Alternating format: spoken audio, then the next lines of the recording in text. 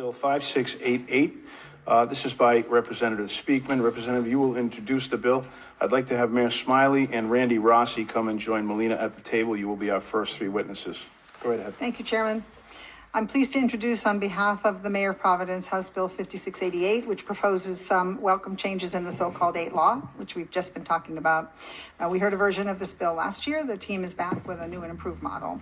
This law has been on the books since the mid-1990s and offers some property tax stability to affordable housing developments by limiting property taxes on these units to 8% of the property's previous year's gross rental income. In broad terms, these proposed changes that are before us tonight clarify what has been unclear: to which units does the 8% apply?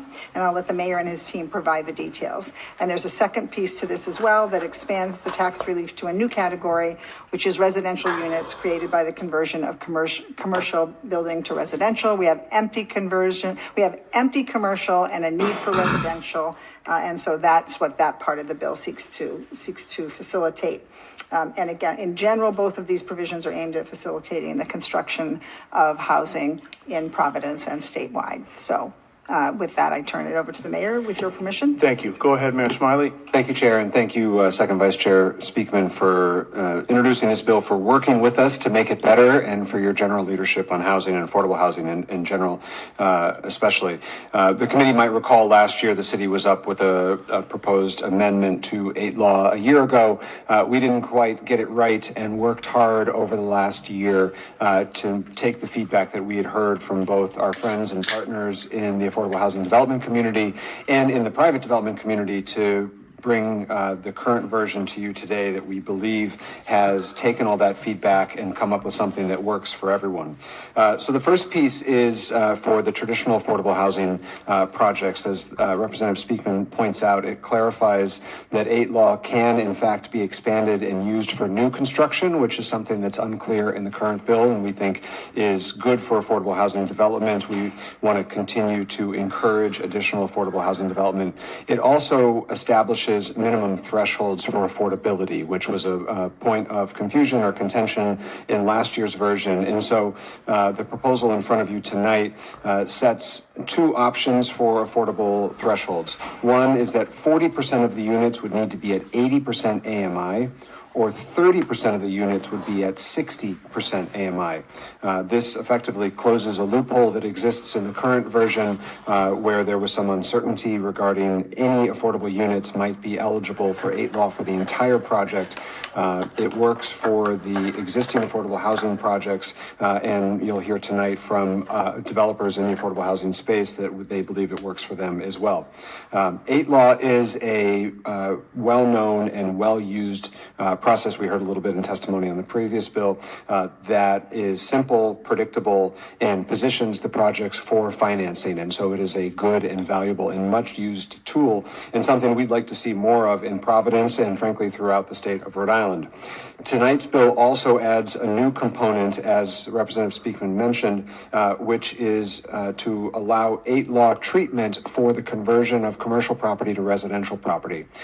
We have, it's primarily in the city of Providence, but it's not exclusively in Providence, a looming crisis, which is vacant commercial office buildings. This is not unique to Providence. It's a nationwide problem, and I'm sure folks are familiar with why. But what will happen is this is a slow iceberg that we are headed towards, where empty commercial office buildings will lose value. They will start to create tax crises for my community and for all of your communities if you have commercial properties, while at the same time we have a housing crisis and a shortage of housing that we want to develop. And so working with the private development community who are here to testify as well tonight, the simplicity, predictability, and ease of financing of 8 law can and will be applied to conversion of commercial properties to residential properties to solve those 2 problems at once, to soak up or eliminate some of the excess commercial property on the market and create new housing, which we know we have a shortage of in the city.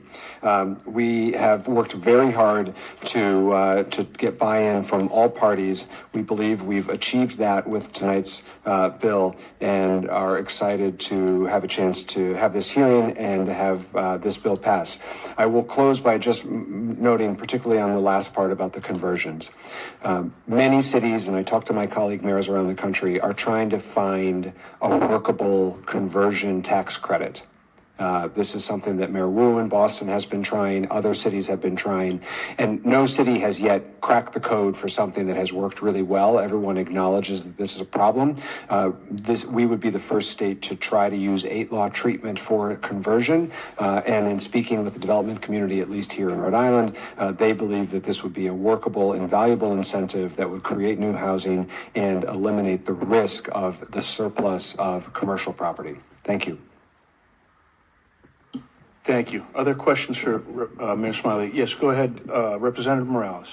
Thank you, Mr. Chair. Mayor Smiley, a question of clarity.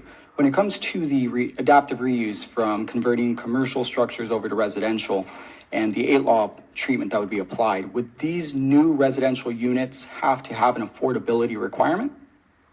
It would not be required, but nor would it be prevented. So, as is the case in many developments, there is a layering of incentives and structures. And so you are eligible for, were this to pass, you are eligible for the 8-law treatment for the conversion, regardless of affordability. But if you chose to do deed restrictions and make affordable units, you could go to Rhode Island Housing or apply for LIHTC credits or otherwise. And so it's entirely possible that some of these conversions will have affordable housing units, but it is not a requirement of the bill.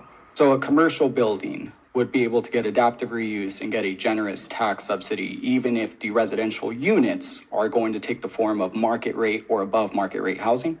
There is no affordability requirement in this component, in this portion of the bill. So in a case like this, right now there's a lot of discussion around Atlantic Mills in the Onlyville neighborhood. And there have been some concerns that Atlantic Mills, which is currently a commercially zoned property, is going to be transitioned into some form of market rate and or luxury housing. If this bill were to pass and the new property owners of Atlantic Mills decide that they wanted to adopt adaptive reuse, would they be able to get this tax subsidy as a result of this bill if it were to pass? I believe they would. We'd have to look at the specifics when it came forward. We've not received any sort of application in that regard. But generally speaking, any existing commercial office building that wanted to convert to residential would be eligible. So another question of clarity then. So for this bill in particular, this is just for a commercial building. It does not require that the commercial building be vacant then? It does not require that the commercial building be vacant, correct? All right, so I would just recommend that there be a moment to go back to the bill, look at potentially adding affordability requirements, in addition to clarifying directly whether or not this applies to just commercial existing structures or those that are vacant. Because I know in the testimony we made a lot of references to vacant commercial, but I think it's also important to acknowledge that this would also apply to existing commercial property.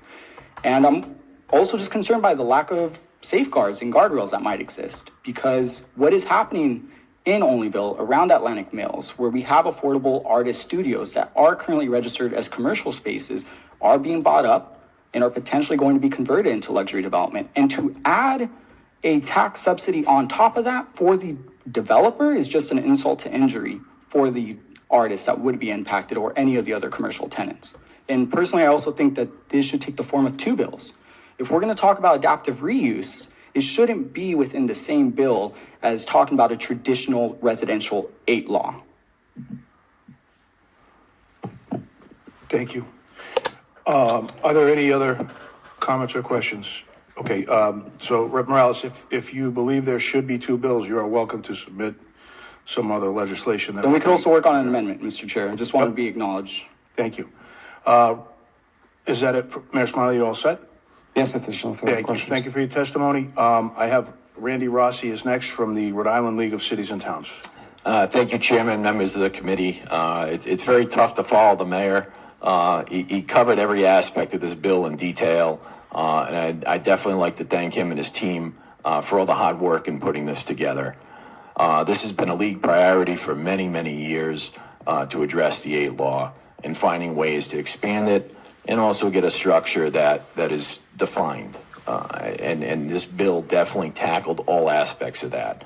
At a time of true housing need, housing crisis, all types of housing, in addition to affordable housing, we need to find the ways to expand that as quickly as possible with a best laid plan. And this also lays out the actual financial commitment that the developers will have and be able to be accepted by the communities. So as we know, the financial issues that all of our communities have, the city of Providence is dealing with, and all the rest of my members, it's time to find every way to expand our revenue sources and still protect the integrity of items like this. Thank you. Are there questions for our witness? Representative Speakman. Thank you, Chairman. So, Mr. Rossi, going back to the question that I asked in the last on the last bill, your members who are municipal governments do not anticipate that the revenue loss from the lower tax rate would outweigh the revenue gain from economic development and housing development.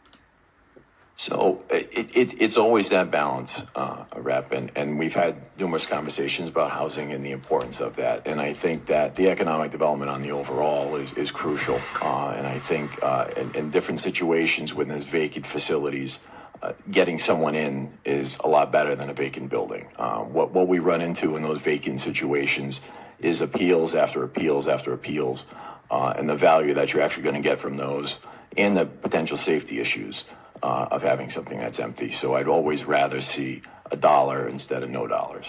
I'm happy to hear that the League supports the bill. I know, again, our friends in municipal government are often concerned about the 8 law, and it's great to hear that the League's in support. Thank you, Chair.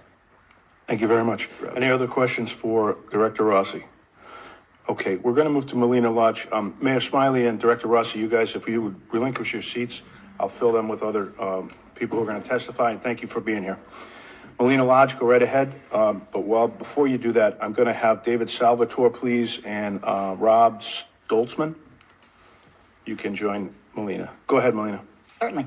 Good evening again. Melina Lodge, Executive Director of the Housing Network of Rhode Island. We're here in support this evening of 5688.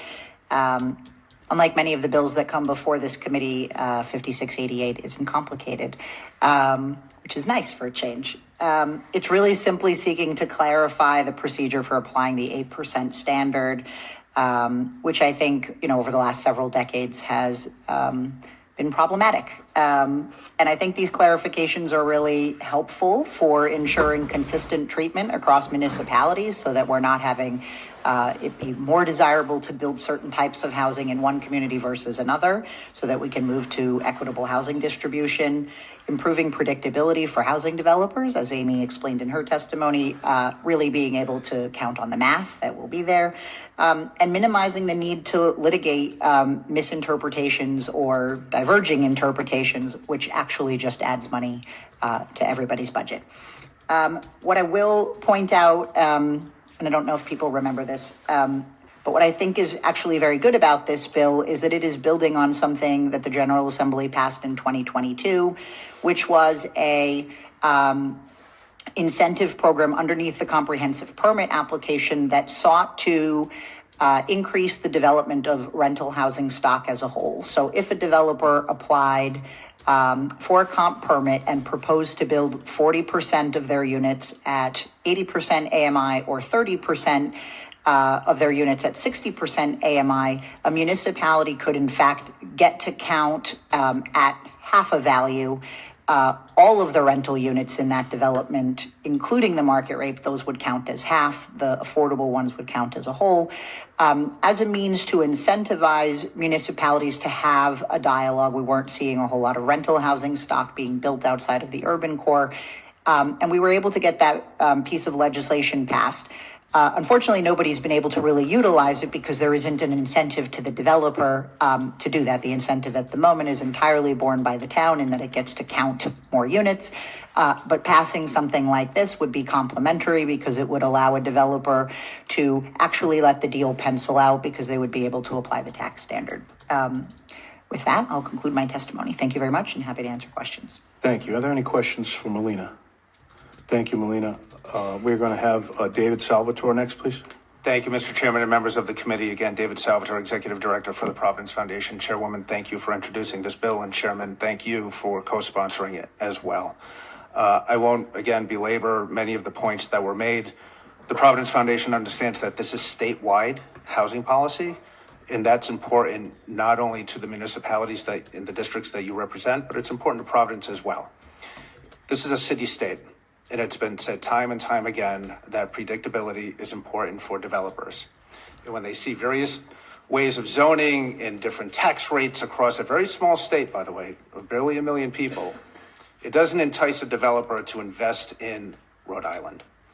Speaking of downtown Providence, the Providence Foundation is a registered 501c3. We are a 50-year-old organization celebrating 50 years this year. And I think of a lot of the land use policy that was made over the years. We uncovered rivers, working with our partners in a collaborative way, moved highways to create more housing opportunities and more commercial development opportunities as well in the 195 district. And folks often ask me, what is next for downtown Providence? And visionaries saw downtown more than 10 years ago as a residential neighborhood. And some of these conversions have already taken place in downtown Providence. But when we have a vacant commercial vacancy rate hovering 40%, that sends a message that downtown Providence is not only closed for business, but we're not welcoming to new residents of all demographics and incomes, by the way. So we like this bill because it does offer an opportunity to create more housing units in this desperate time of housing need at all price levels. And when we're talking about downtown Providence and developing and throughout Providence, many of these projects don't pencil out, whether they're residential conversions or commercial development, because Providence has always been plagued by one thing. We have the third highest effective commercial property tax rate in the nation, behind Detroit and Chicago. And so without subsidies at the local and state level, these projects do not pencil out. Lenders and banks, when they're drafting when a developer is drafting their pro forma and presenting it to a bank, they're not getting lending. It was mentioned earlier that, buildings in downtown and throughout the city, they're commercial development real estate, but the longer they lay dormant, the more they lose their property value. And the more they lose their property value, residents in our residential neighborhoods, homeowners and tenants alike, end up shouldering that burden, that gap in the tax levy. And so the Providence Foundation is laser focused on developing this commercial space, converting these vacant spaces for residential purposes. And we see downtown Providence and the capital city playing a leading role in addressing our housing crisis. Happy to take any questions at this time. Thank you, David. Are there any questions from the committee? Okay, we're going to move on to Rob. Hello, Mr. Chairman, members of the committee. Nice to see you. My name is Rob Stolzman. I'm a partner at Adler, Pollock and Sheehan law firm here in Providence. And I hate to say it, I've been practicing almost 40 years, predominantly in the real estate space. I'm one of the 3 members of the Rhode Island Bar who are elected fellows to the American College of Real Estate Lawyers. So I play in this space, in this sandbox, if you will. I sit with Vice Chair Speakman on the Advisory Board of Housing Works Rhode Island. I've been on that board for 20 years or more since we did the first housing bond. I've represented cities, towns, state agencies, and developers, state agencies including Rhode Island Housing from time to time, the new Department of Housing. So I've seen this from a bunch of different perspectives. I've represented Gilbane Development, national developers like Starback, now JLL, PEB. And I frequently get calls from Chicago, New York, just last week, New York, Los Angeles. A big law firm will look for a local lawyer to help them go through a pro forma, or their clients looking at a pro forma. Or a local developer is partnering with a larger financing partner. And they say, what can we do to make this work? How does the zone, and they usually start with the simple stuff, like how many parking spaces do I need? We read it this way, is it that way? Warwick's a little different than Providence, how do they define a unit? So we go through all that stuff.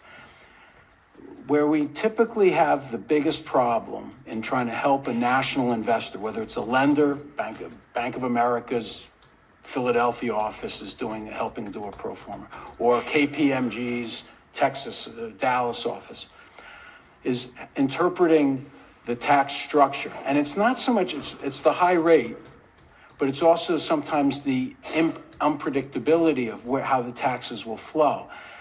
Because in Rhode Island, all through New England particularly, we have this very strong culture of city and town government, it's decentralized government.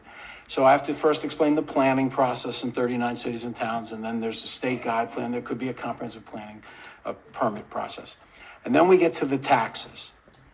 And they say, well, most cities and towns, if we're going to invest new capital in either adaptive reuse or affordable, have programs where we can get the project up and running for the first 10, 20, or even 30 years for the first mortgage. And we can stabilize the tax program.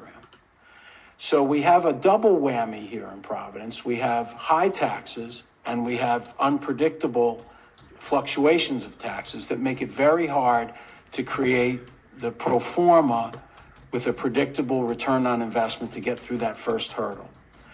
Now, I'm not sympathetic to those who just want to take more profit out of the property. If you're going to be in a business, you got to compete and you should pay your fair share of taxes. But investing in adaptive reuse properties or in affordable properties in Rhode Island is very, very difficult to compete for the deployment of new capital, either for these adaptive reuses or for affordable. And the CDCs, the nonprofit sector, and the for-profit sector have the exact same problem. This is why we're aligned in an unusual cooperative discussion, because I wouldn't be here today. I'm not representing anybody today specifically. I'm not being paid for this testimony. I'm not being paid for this at all. But I've been doing this for so long. I see this problem over and over and over again. And when the mayor and David, Melina, and everybody said, can we use the 8 law more creatively to help create a funnel for predictability? I said, I'd love to say, oh yeah, if you're going to do a building in downtown or an old strip mall on Route 2 and convert it to housing, you can plug in a pretty predictable number for your tax bill.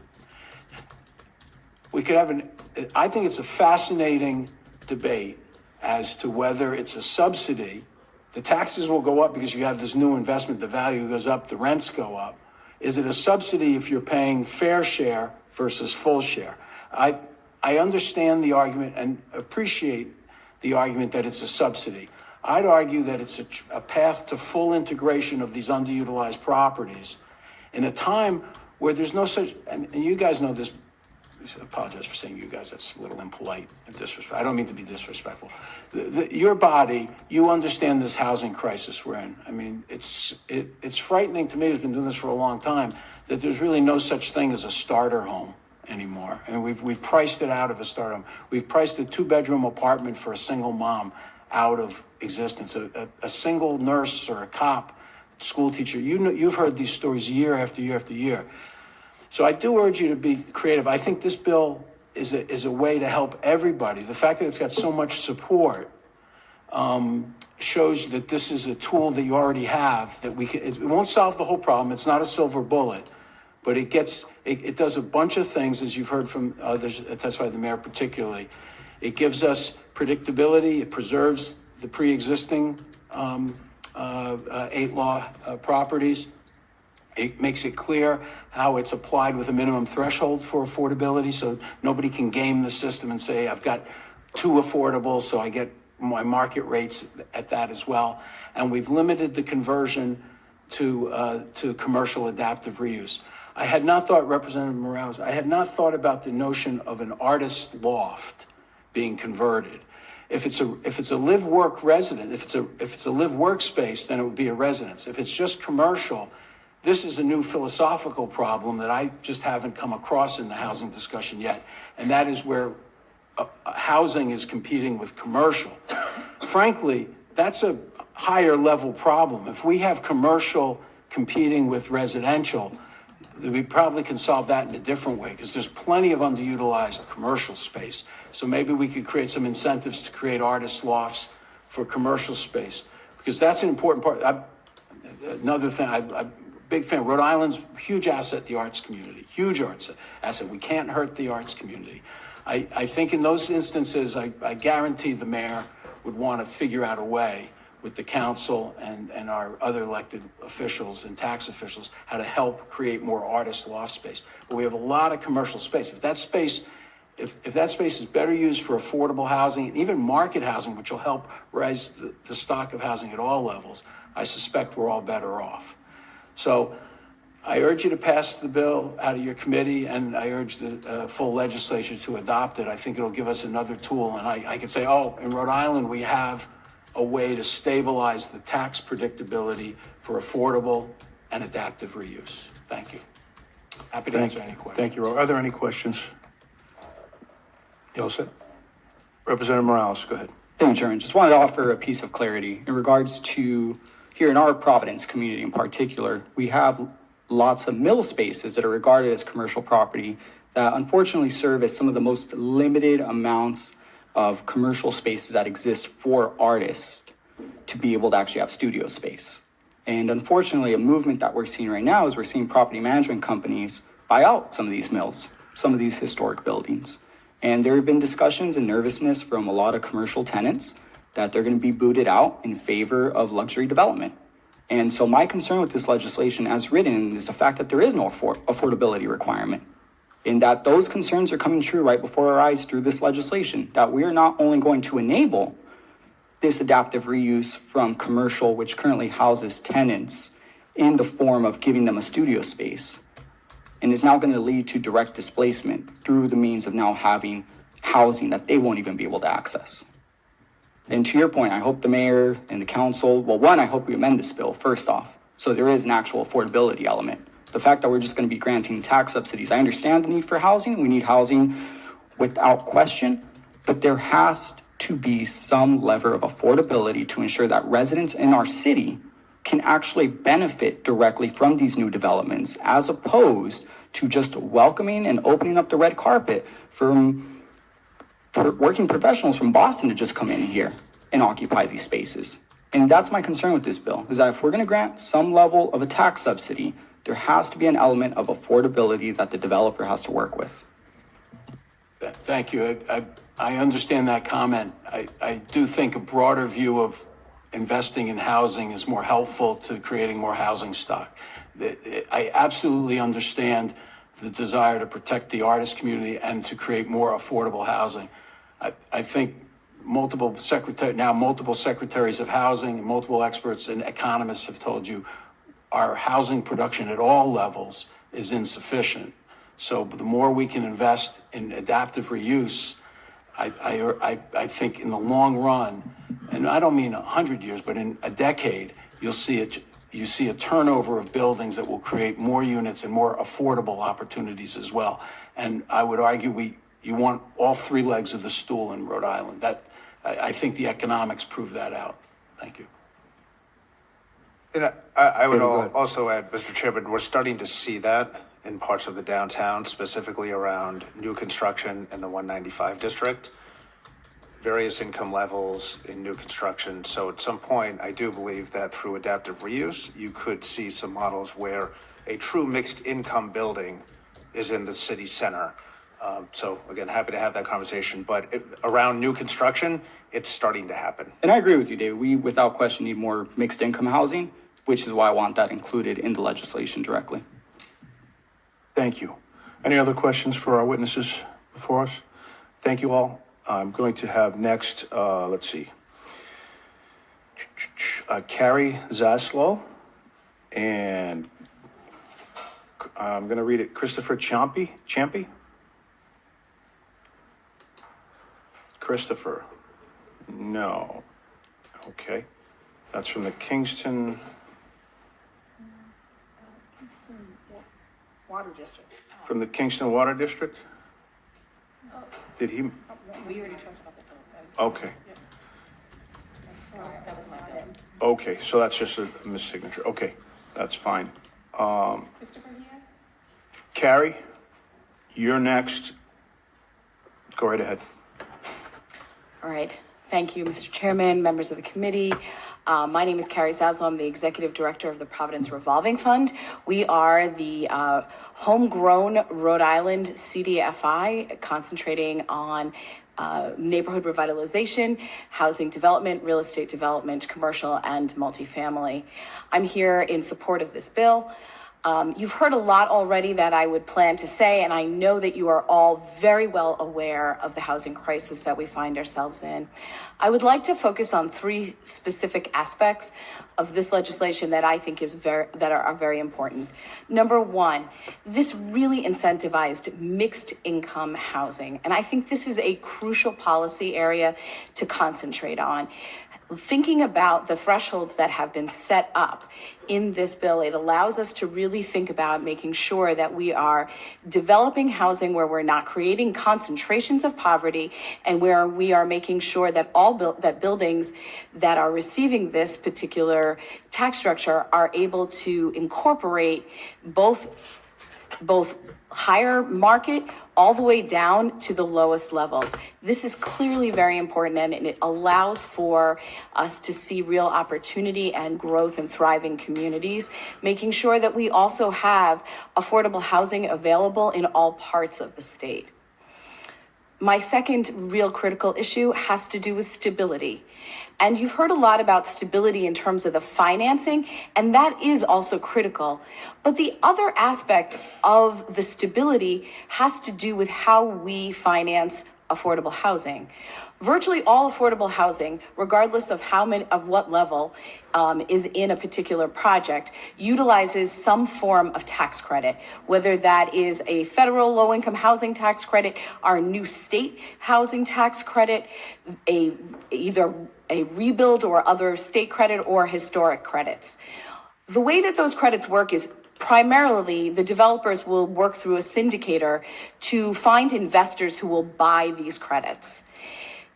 Finding investors is very important. Rhode Island struggles often with this, and having the stability of the investors knowing that there's not a chance that there's going to be changes, that there is not going to be a consistent, reliable tax on these properties is really critical. We need to make sure that we can use all the tools that we have in our toolbox to really develop housing. And finally, I want to talk a little bit about the adaptive reuse. As an organization that got its start really looking at historic preservation, we know that we've had a lot of success with thinking about how we reuse our existing buildings that are maybe either very underutilized or not being utilized. Being able to provide a structure for which we can incentivize and catalyze the reuse of those buildings is critical for us as we think about how we look at buildings. And that really can mean buildings that perhaps have a mix of income that may look in different ways, but also may have mixed use as well. We've been working with developers in several different neighborhoods in Providence on strictly commercial spaces where they're really excited about how they're able to develop spaces for entrepreneurs and for very small businesses and find spaces that they're able to rent at a very affordable rate. We really celebrate that. We also know that we have buildings that are enormous and could really benefit from both mixed income, mixed use, and from making sure that we're able to develop them well and that we're able to get investment of dollars into our state in order to do so. And thank you. I'm open to questions. Thank you. Other questions from the committee? Representative Carson. I think that I'm a little concerned about here, and I don't necessarily want to dig into it, is that all of the testimonies from Providence. And so I don't really know how other municipalities may feel. Oh, the league, I'm sure. But I guess I would have liked to hear from more municipalities. That's all I'm saying. I Okay. will just say for the record, while our name is the Providence Revolving Fund, we are actually a fully statewide organization. We invest and do lending across the state, everywhere from Woonsocket to Tiverton, and pretty much everything in between. We see this as being a real bonus across the state. Thank you. So for those communities that are listening at home, here's your opportunity to send us some written testimony. Okay, that concludes the testimony. I do have people who are signed up in favor but not testifying. We have George Zania from the Foundry. He is in favor of the legislation but not speaking. He is sending written testimony. Also, Mayor Maria Rivera from Central Falls is in favor of the testimony, is in favor of the bill, and she will be submitting a written testimony later this week. Are there any other comments or questions from the committee? Representative Speakman, go ahead. I want to commend everyone who's worked on this and who has come here to support it. We've been trying to get some progress done on the 8 law for a long time. It's not exactly a third rail, but I'm really glad that we've opened up this conversation. And again, I appreciate the testimony from all the witnesses and Rep. Morales' really good questions as well. This alone will not get units to pop up, right? There are, as you say, I've learned many things in my work here so far from the experts, capital stacks that have 17 sources of funding and the kinds of things you have to put together to get one of these deals to completion. So this is not giving away the store at all. I'm convinced of it. I've studied it a lot. And I do hope that the committee has, as a sponsor, I hope that the committee supports the bill. Happy to talk further with you, Rep. Morales, on it. Thank you. Thank you. And if there are no other questions or comments, Rep. Morales, go right ahead, please. Thank you, Chairman. I just want to restate again that when it comes to General Law 44-5-13.11, qualifying low-income housing, to me, it makes perfect sense that we are working around subsection A to ensure that we clarify the requirements around the 8 law as it exists for existing units. My concern, as I'm just going to reiterate, is the fact that subsection B has nothing to do with low-income housing, but instead is just focused on virtually any type of housing that could be developed as a part of the adaptive reuse. So I would just kindly ask that when we start looking through moving forward on this bill, that we are thoughtful about putting in an amendment that either requires an affordable housing element in order for one to be able to have access to a tax subsidy, or just strips subsection B completely. Because otherwise, it does not make sense for that to be a part of this general law. Thank you. Thank you. And if there's no other commentary, that will close the committee hearing on House Bill 5688.